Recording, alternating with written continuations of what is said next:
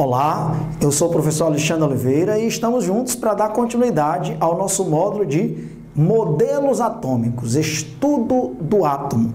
E nós vamos agora estudar a descoberta dos prótons e o modelo atômico de Rutherford, que é o modelo que sucedeu o modelo atômico de Thomson, estudado no vídeo anterior, que é o modelo atômico do pudim de passas. Então vamos ver agora como os prótons foram descobertos. Nós vimos que quem descobriu a primeira partícula subatômica foi o Thomson, trabalhando com as ampolas de Crookes. Ele chamou essa primeira partícula subatômica, que eram os raios catódicos, de elétrons. Quem criou esse termo, elétrons, foi o Stoney. Então, o Thomson usou esse termo elétron para denominar a primeira partícula subatômica que tem uma carga negativa. Nós vamos ver que quem descobriu a segunda partícula subatômica, que foram os prótons, foi o Rutherford. E o Rutherford, ele trabalhou com ampolas de Crookes modificadas, que foram chamadas de ampolas de Goldstein.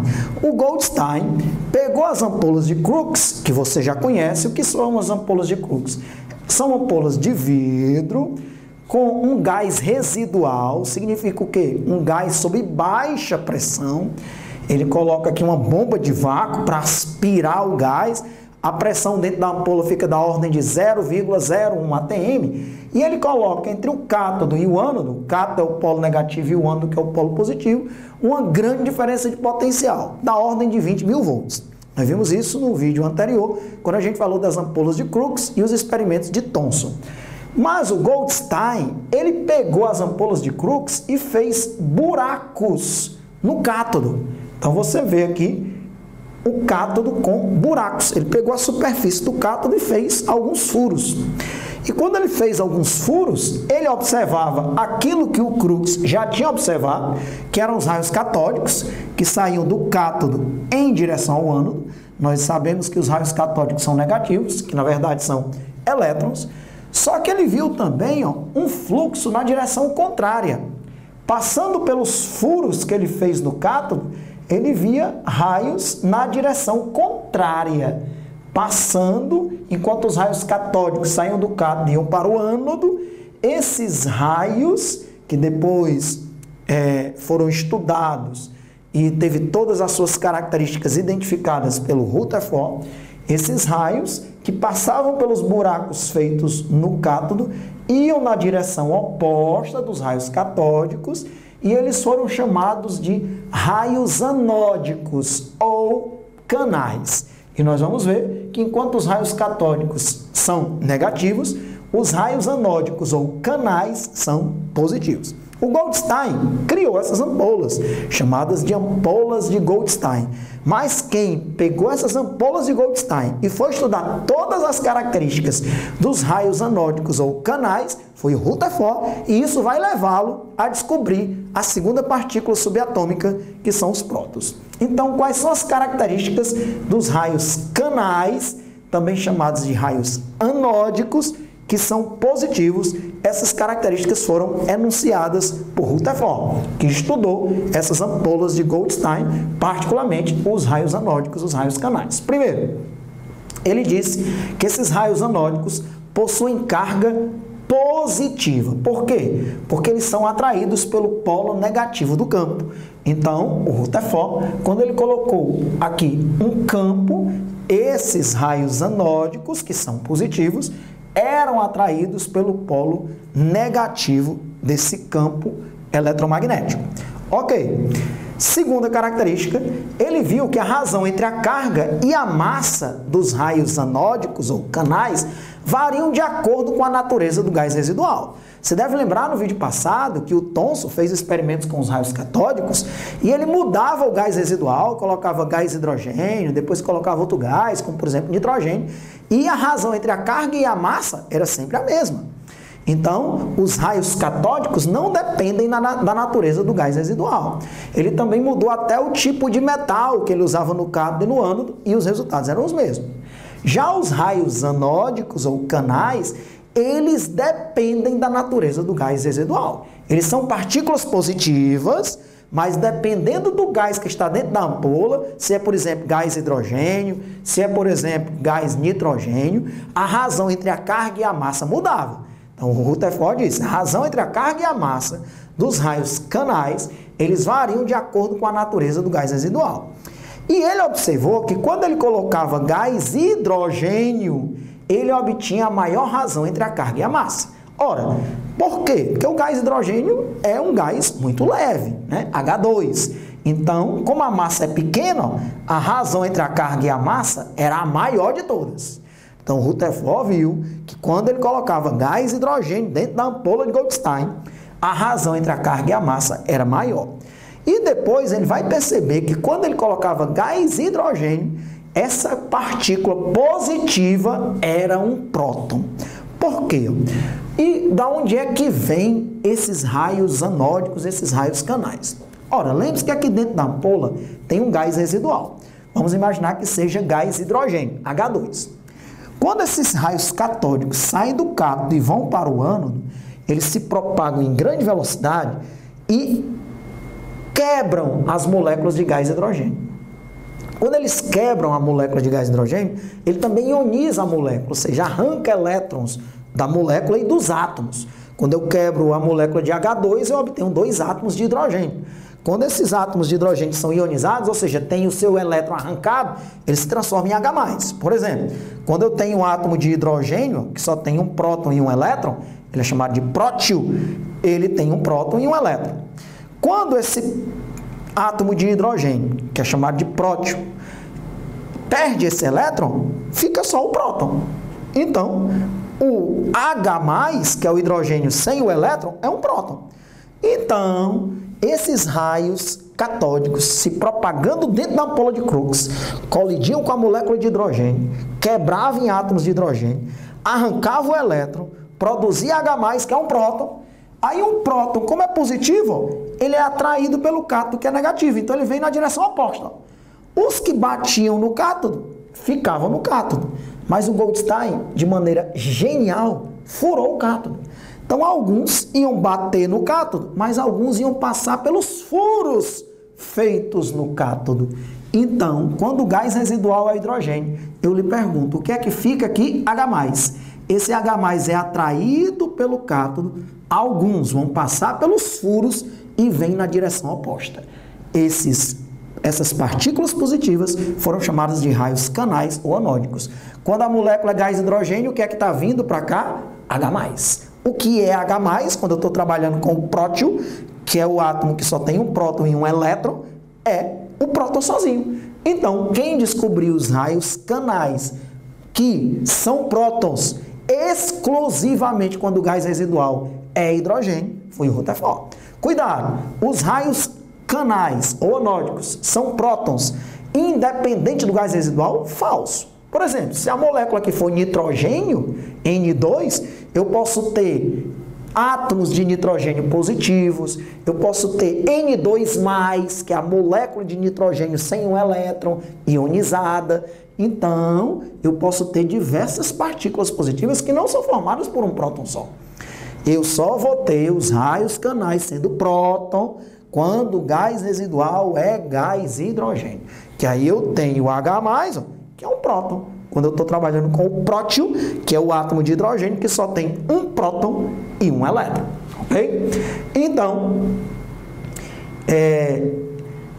lembrando que o Rutherford descobre assim a segunda partícula subatômica. Eu coloquei aqui uma observação que está relacionada também ao vídeo anterior, porque nós vimos que quem descobriu a razão entre a carga e a massa do elétron foi o Thomson. Mas o Thomson não descobriu nem a carga do elétron, nem a massa do elétron. Ele descobriu a razão entre os dois, usando campos elétricos e magnéticos. Foi o Millikan, isso é uma observação, em 1908, com a famosa experiência da gota de óleo, que ele descobriu a carga do elétron. A carga do elétron que todos nós conhecemos, tanto na química como na física, que a carga elétrica fundamental é 1,6 vezes 10 a menos 19 coulombs. Ora, como o Thomson tinha descoberto a razão entre a carga e a massa, quando o Millikan descobriu a carga do elétron, ele automaticamente descobriu também a massa do elétron. a massa do elétron é 9,1 vezes 10 a menos 28 gramas. Aqui é um parênteses, né, para dizer para você que quem descobriu a carga do elétron e a massa do elétron foi o Millikan, com uma famosa experiência chamada experiência da gota de óleo. Nós estamos aqui falando da experiência de Rutherford trabalhando com as ampolas de Crookes. E aí nós temos uma terceira informação sobre os raios canais. Eles possuem a intensidade de carga de um elétron, ou seja, tem a mesma carga de um elétron, porém com sinal oposto. Enquanto o elétron é negativo, o prótil ou o próton é positivo. Então, Rutherford denominou os raios canais ou anódicos de prótons quando o gás residual da ampola é gás hidrogênio, né? Os raios canais só são prótons quando o gás residual é uma molécula de hidrogênio que acaba produzindo H+, quando os raios catódicos quebram a molécula de hidrogênio em átomos de hidrogênio e ioniza esses átomos de hidrogênio produzindo H+, eu tenho a formação de próton. O Rutherford descobriu, inclusive, que a massa do próton era cerca de 1836 vezes maior do que a massa dos elétrons. Então, os prótons são a segunda partícula subatômica a ser descoberta e quem descobriu foi o Rutherford, trabalhando com as ampolas de Goldstein, que são as famosas ampolas de Crookes, só que com o cátodo furado. E você entendeu a importância desse cátodo ser furado, porque era por esses cátodos furados que quando o gás residual era hidrogênio, um H+ aqui, ó, era atraído pelo cátodo negativo, alguns iam bater no cátodo. Se o cátodo não fosse furado, ele não ia ver nenhum desses raios do lado oposto do cátodo. Mas como ele furou, fez alguns furos, alguns desses H+, ao serem atraídos pelo cátodo, passam por dentro dos furos e ele vê um feixe de raios canais ou anódicos formados por partículas positivas do lado oposto do cátodo. E quando o gás residual é H2, gás hidrogênio, esses raios canais ou anódicos são formados por H+, portanto, por prótons. Ficou doutor, você ficou doutor ou doutora em ampolas de Goldstein e nesse experimento que levou à descoberta dos prótons. Agora, Rutherford ficou mais famoso ainda pela famosa experiência do bombardeio de uma finíssima lâmina de ouro com partículas alfa. Então vamos falar agora do experimento que levou o Rutherford a anunciar o seu modelo atômico, que ficou conhecido como modelo do sistema solar, ou modelo do sistema planetário, que foi o terceiro modelo atômico da química, o terceiro modelo atômico experimental. O primeiro, nós vimos que foi o modelo atômico de Dalton, o modelo da bola de bilhar. O átomo seria uma esfera maciça, indivisível, indestrutível, não existia nenhuma partícula subatômica. Segundo modelo atômico é o modelo de Thomson, que é o modelo do pudim de passas. O átomo é uma esfera positiva, com elétrons incrustados nessa esfera positiva, fazendo com que o átomo seja eletricamente neutro. O átomo de Thomson já é divisível e já tem partícula subatômica, que é o elétron. Então foi que o Rutherford fez, lembrando que na época o modelo atômico aceito era o modelo atômico de Thomson, modelo atômico do pudim de passas. O Ernest Rutherford, juntamente com seus dois colaboradores, Hans Geiger e Ernest Marsden, eles pegaram o seguinte, eles colocaram um elemento radioativo, o polônio. O polônio emite partículas alfa. Quando a gente estuda os módulos de radioatividade, a gente vê que os três tipos principais de radioatividade ou de radiação são a radiação alfa, a beta e a gama. A que nos interessa aqui é a radiação alfa. O polônio, a gente diz que ele é um alfa emissor. Ele é um elemento radioativo que emite partículas alfa. As partículas alfa, elas são formadas por 2 prótons e 2 nêutrons. Elas são as maiores e mais pesadas partículas emitidas por um núcleo radioativo, porque ela tem 2 prótons e 2 nêutrons. Aqui embaixo a gente coloca a carga da partícula alfa é mais 2, portanto ela é positiva, tem carga mais 2, e aqui em cima a gente coloca o número de massa, que é a soma dos prótons com os nêutrons. 2 prótons com 2 nêutrons dá número de massa 4. Então as partículas alfa são partículas positivas, e o polônio emite partículas alfa, que são partículas positivas e grandes, formadas por 2 prótons e 2 nêutrons. Ok. Que se propagam em alta velocidade, em frações da velocidade da luz. Eles colocaram o polônio dentro de um bloco de chumbo, logicamente, para se proteger da radiação, e deixavam um pequeno orifício para que essas partículas alfa fossem direcionadas. Lá na frente do feixe de partículas alfa, eles colocaram uma finíssima lâmina de ouro. E como não dá para a gente ver a radiação, eles colocaram ao redor da lâmina de ouro uma tela fluorescente, formada por sulfeto de zinco, que ficava iluminada quando as partículas alfa estavam tocando naquela tela fluorescente. Então, imagine o que aconteceu. O polônio emitiu feixes de partícula alfa, e o que ele observou no experimento é que a maior parte dessas partículas atravessavam a finíssima lâmina de ouro. Então não esqueça disso. A maioria das partículas atravessavam a finíssima lâmina de ouro praticamente sem sofrer desvio. Algumas partículas sofriam desvios de graus variáveis. Pequenos desvios, grandes desvios. Agora, o que deixou o Rutherford mais impressionado é que algumas partículas voltavam na direção da fonte emissora. O Rutherford até disse, ficou impressionado, que era como se atirassem uma folha de papel, e o que se esperava é que a maioria das balas atravessassem a folha, pois foi isso que aconteceu aqui também. A maioria das partículas alfa atravessaram a finíssima folha de ouro. Algumas sofreram pequenos desvios, mas ele disse que ficou muito surpreso, que é como se ele atirasse uma folha de papel e as balas voltassem na direção dele, porque para o mundo subatômico, as partículas subatômicas, foi isso que aconteceu. As partículas alfa colidiram com algo existente na finíssima lâmina de ouro e voltaram para a direção da fonte emissora. Então, o Rutherford, a partir da interpretação do ocorrido nesse famoso experimento do bombardeio da lâmina de ouro com partículas alfa, ele enunciou alguns princípios que vai levá-lo a postular ou a experimentar, a colocar os fundamentos do terceiro modelo atômico, que é o modelo do sistema planetário. Primeiro, o modelo de Thomson já não estava de acordo com esse experimento. Por quê? Porque o átomo de Thomson, ele era uma esfera positiva com elétrons incrustados. Essa esfera não teria uma densidade suficiente para fazer algumas partículas alfa voltarem na direção da fonte emissora. Se o átomo de Thomson fosse verdadeiro, todas as partículas alfas atravessariam a folha de ouro, sofrendo no máximo pequenos desvios. Nenhuma partícula ia voltar, porque no átomo de Thomson não haveria uma densidade suficiente para não deixar passar as partículas alfa. Todas as partículas alfa atravessariam. Então, como foi que ele interpretou? Vamos imaginar aqui, que é a finíssima folha de ouro. Eu estou colocando aqui apenas uma camada de átomos de ouro, um abaixo do outro, né? Então, se a maioria das partículas alfa atravessaram a folha de ouro, foi o que o Rutherford disse. O átomo é formado por imensos espaços vazios. Isso é muito lógico.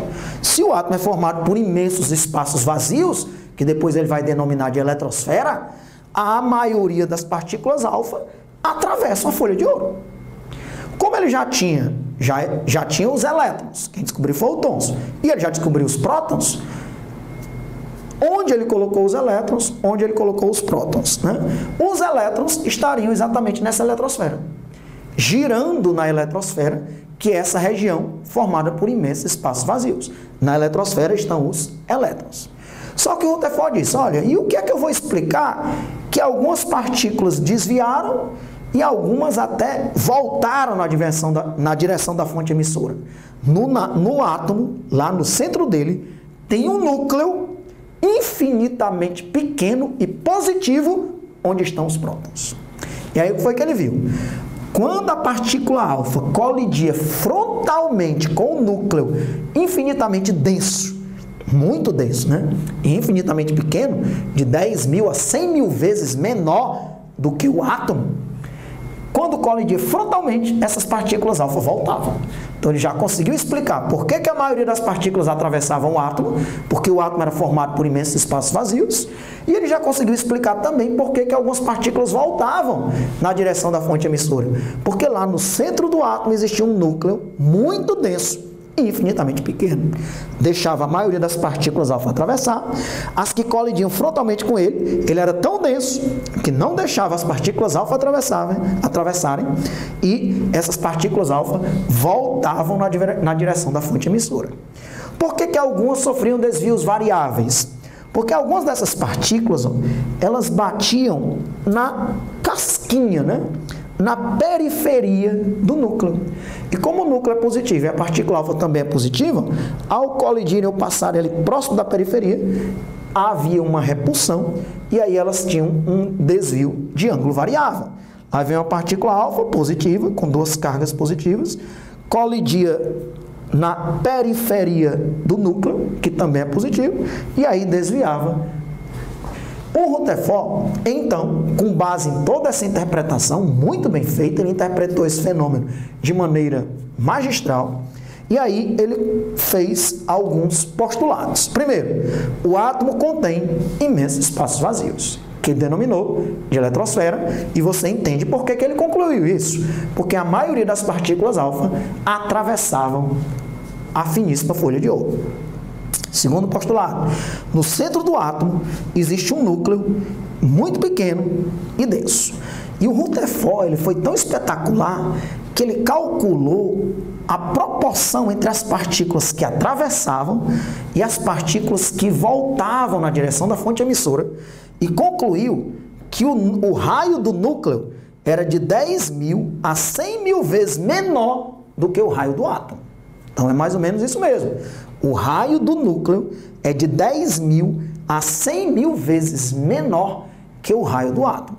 Fazendo uma comparação macroscópica para a gente entender, é como se o átomo fosse um estádio de futebol, por exemplo, o Maracanã, e o núcleo atômico fosse uma bola de futebol, que é colocada ali no centro do gramado para iniciar uma grande partida.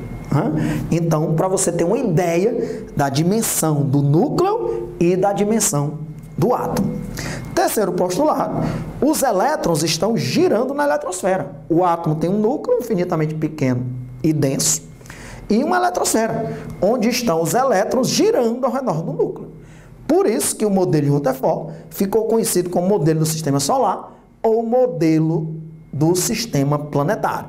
Porque no núcleo existiam prótons e na eletrosfera, elétrons. Veja bem, no modelo de Rutherford ainda não existem nêutrons. Quem vai descobrir os nêutrons é o James Chadwick, mais na frente. Nós estamos em 1910, só depois disso, e eu vou mostrar como Chadwick, trabalhando com radioatividade, descobriu os nêutrons. Mas o Rutherford não era burro, ao contrário, era uma pessoa muito inteligente. Ninguém ia dizer, se você chegasse para o Rutherford e perguntasse: Rutherford, o que é que tem lá no teu núcleo, no núcleo do átomo infinitamente pequeno e denso?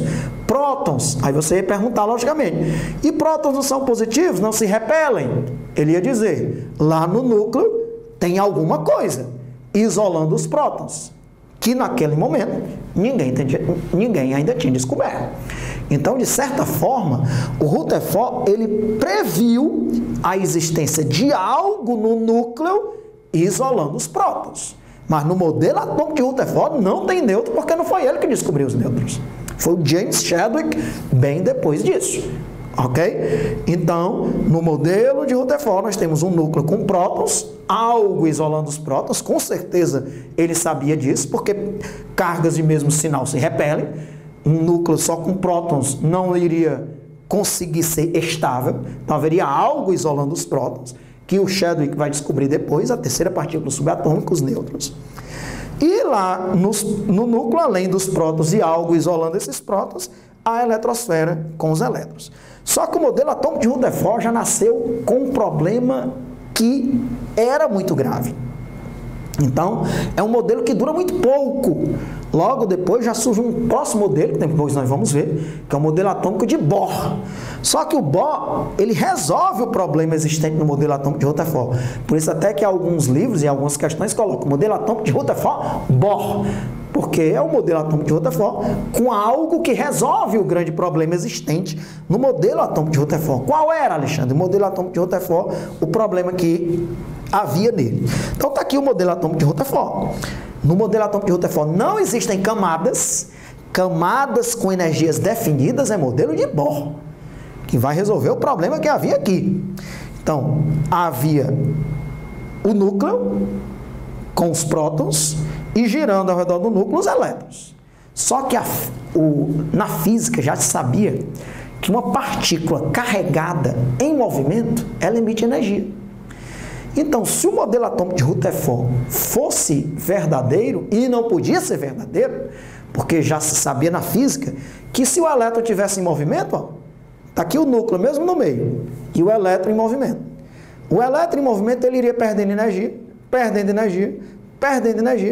e ia fazer um movimento em espiral até cair sobre o núcleo. Então, se aqui é o núcleo, o elétron girando, perdendo energia, até cair sobre o núcleo. Então, podemos dizer, o modelo atômico de Rutherford é espetacular, traz grandes novidades, um núcleo, uma eletrosfera, prótons no núcleo, elétrons na eletrosfera, mas ele já nasce condenado, com um problema, vamos dizer assim, mortal, com um problema que era um checkmate, que ele não soube resolver. Os elétrons, se esse modelo fosse verdadeiro, perderiam energia e acabariam caindo sobre o núcleo. Quem vai resolver esse problema? O Bohr, com o quarto modelo atômico, que é o modelo atômico de Rutherford-Bohr, que nós vamos ver mais na frente. Então tá aí tudo que você precisa saber sobre a descoberta dos prótons, que foi feita pelo Rutherford, trabalhando com as ampolas de Goldstein, as famosas ampolas de Crookes com o cátodo furado, que são as ampolas de Goldstein, e aqui a espetacular experiência do Rutherford, do Geiger e do Marsden, com o bombardeio de uma finíssima folha de ouro com partículas alfa proveniente de um elemento radioativo, um elemento alfa emissor, como por exemplo o polônio, e está aí todas as características do modelo atômico do sistema solar ou do sistema planetário. Nós vamos em frente, continuando estudando as características dos modelos atômicos. A gente se vê no próximo vídeo.